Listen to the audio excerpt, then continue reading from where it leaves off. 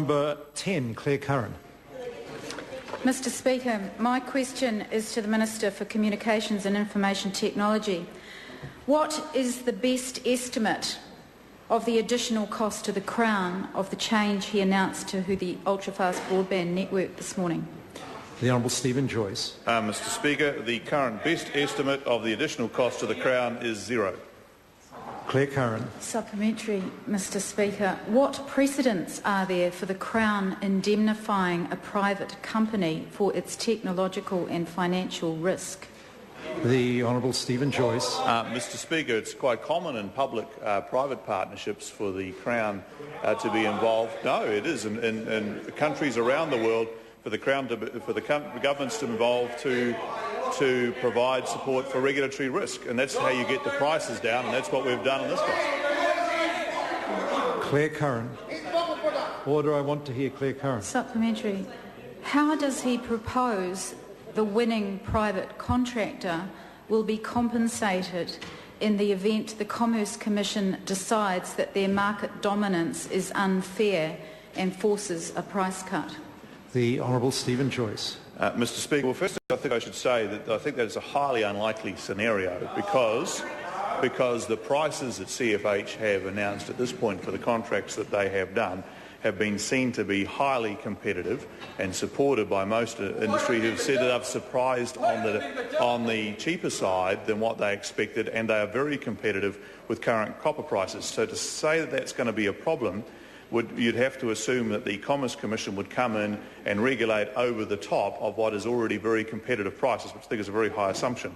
But if it were to occur, and as I say, it's not very likely, then I would expect that would revolve in a change to the financial terms, which would perhaps delay repayment of the Crown's investment. It would not involve extra money, and it would not involve a reduction in the footprint of the UFB. Supplementary question, the Honourable Trevor Mallard. Speaker, if, as the Minister says, this is highly unlikely, why is he legislating to protect telecom from that event?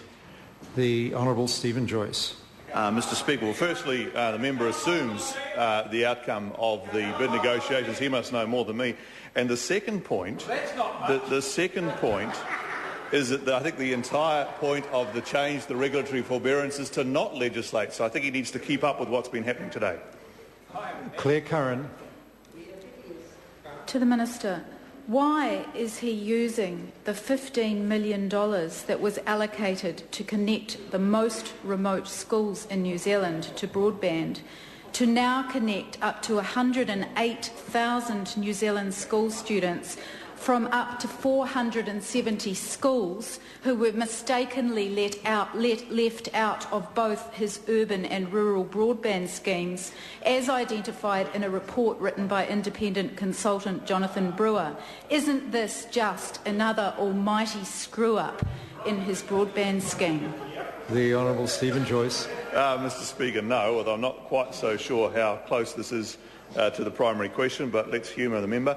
The reality of the situation is this, that there is always a boundary between the ultrafast broadband network and the rural broadband network, and it's always been the intention that schools within that geographical area would be tendered separately, and that's what's happened. There's no conspiracy here, Ms Curran. Point of order, Clare Curran. Mr Speaker, I seek leave to table 3 documents.